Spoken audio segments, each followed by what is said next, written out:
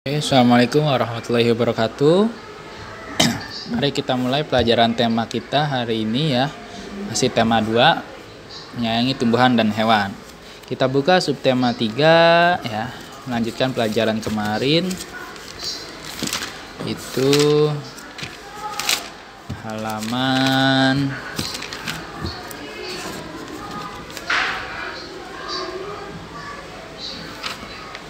halaman 46 ya. Ya, mari kita mulai pembelajaran 5-nya. Perilaku yang sesuai dengan pengamalan sila-sila Pancasila di sekolah. Ya. Perilaku yang sesuai dengan pengamalan Pancasila ya, atau sila-sila Pancasila di sekolah. Kalau kemarin kita belajar tentang pengamalan sila-sila di rumah. Nah, hari ini kita akan belajar tentang pengamalan sila-sila Pancasila di sekolah ya. Nah, Pancasila memiliki kedudukan sebagai ideologi atau bisa disebut juga sebagai apa? Sebagai dasar negara sekaligus sebagai pandangan hidup seluruh rakyat Indonesia. Seperti yang Pak Ahmad pernah jelaskan di kelas ya, dasar negara kita adalah Pancasila. Nah, Pancasila sebagai dasar negara Indonesia yang memiliki nilai-nilai yang luhur patut untuk kita amalkan ya. Nah, bukan hanya kita tapi seluruh warga Indonesia ya. Nah, kata Pancasila ini sering kita dengar sejak kecil kan, atau bahkan kita bisa melihat itu di setiap ruang kelas atau setiap perkantoran ya, atau di gedung manapun pasti ada yang namanya Pancasila ya. Nah, Pancasila itu berasal dari kata panca ya, yang artinya 5, dan sila yang artinya dasar ya. Sudah Pak Ahmad jelaskan juga waktu di kelas ya. Jadi Pancasila itu artinya adalah 5 dasar. Nah, biasanya kita itu melaksanakan kegiatan upacara bendera ya, yang dilaksanakan setiap hari Senin ya. Karena kita masih pandemi, jadi kita belum ada upacara. Nah, oke. Pancasila dalam kehidupan sehari-hari itu berperan sebagai panutan dalam melaksanakan kegiatan sehari-hari ya, serta sebagai penuntun dalam melakukan segala hal ke arah yang lebih baik. Nah, hal ini dapat berguna bagi negara, agama maupun orang-orang di sekitar kita. Nah, apa saja sih contoh perilaku yang sesuai dengan pengamalan sila-sila Pancasila di sekolah? Oke, yang pertama yang kita lihat yaitu menghormati teman yang berbeda agama. Nah, kalau kita punya teman yang berbeda agama, boleh atau tidak? Boleh ya. Tetapi kita harus saling menghormati ya.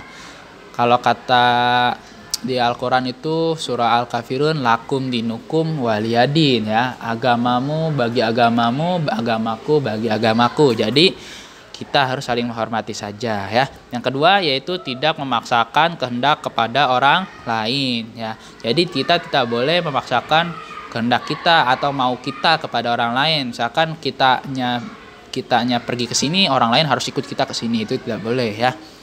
Jadi tidak boleh memaksakan kehendak kita ya. Kemudian yang ketiga yaitu melakukan kewajiban sebagai seorang siswa. Nah, kewajiban seorang siswa apa? Belajar ya. Jangan terlalu banyak bermain. Jadi harus banyak apa? Kita juga harus seimbang ya, harus balance ya antara bermain dan belajar. Kemudian yang keempat, menolong teman yang kesusahan. Nah, ini sudah pasti ya. Kalian harus wajib menolong teman kalian yang kesusahan ya. Tetapi bukan dalam menolong untuk hal mencontek ya, itu tidak boleh ya. Menolong teman yang kesusahan itu kalau mencontek itu bukan kesusahan namanya ya.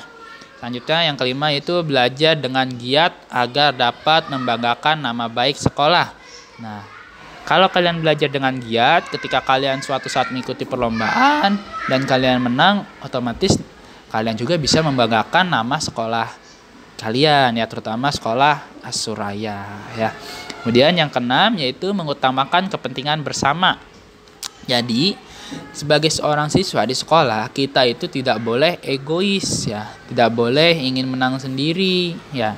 Jadi ketika di sekolah, ketika kita belajar itu kita tidak boleh egois. Dalam artian apa? Contohnya Misalkan kalian sudah selesai, teman-teman kalian belum selesai mengerjakan soal, kalian ingin lanjut ke pelajaran berikutnya, nah itu tidak boleh. Jadi kudu nunggu bareng-bareng ya, kudu sama-sama ya. Kemudian yang ketujuh, saling menolong dengan sesama. Ini sudah tadi sama seperti poin nomor 4. Yang nomor 8 yaitu melakukan musyawarah untuk memilih ketua kelas. Nah ini sudah kita lakukan ya di kelas ya, untuk memilih ketua kelas. Oke. Baik, lanjut ke pembelajaran 6 ya, di halaman 47. Gerak tari bertenaga kuat atau bersemangat. Ya. Artinya gerakan tari yang berekspresi penuh atau tarian yang energik ya. Jadi bukan tarian yang lemah gemulai ya. Di sini kita akan belajarnya ya. Nah, jenis tarian ini menggunakan alat musik tetapi hanya menggunakan beberapa gerakan ya. Seperti tepuk tangan ke dada dan pinggul. Oke. Nah, contohnya itu adalah seperti tepukan tangan ke dada dan pinggul, hentakan kaki ke tanah dan petikan jari. Ya, petikan jari seperti ini nih. Tuh, gitu ya contohnya. Nah, beberapa gerakan tersebut cukup dinamis dan lincah dengan penuh semangat. Misalnya, tarian yang penuh semangat itu salah satunya adalah tari sedati, yaitu menggambarkan semangat perjuangan, sikap kepahlawanan, keriangan, kelincahan, serta sikap hidup yang dinamis, kegotong royongan dan persatuan ya. Jadi salah satu contoh yang bertenaga kuat atau bersemangat itu adalah tari sedati ya. Nah, oke ya. Mungkin pembelajaran kita cukup kita selesaikan pembelajaran 5 dan 6 dulu ya. Nah, selanjutnya, jika kalian sudah paham dengan penjelasan Pak Ahmad, silakan kalian buka di LKS itu halaman 48 sampai 49 ya. Nanti kita koreksi ya. Kerjakannya ini cukup sampai dengan bagian 2 saja ya. Sampai bagian 2 saja dikerjakannya ya. Jadi tidak usah sampai bagian 3 kebanyakan ya. Ini untuk pembelajaran kita saja, untuk sebagai bahan evaluasi ya. Oke, selamat belajar untuk anak-anak sekalian. Tetap semangat. Assalamualaikum warahmatullahi wabarakatuh.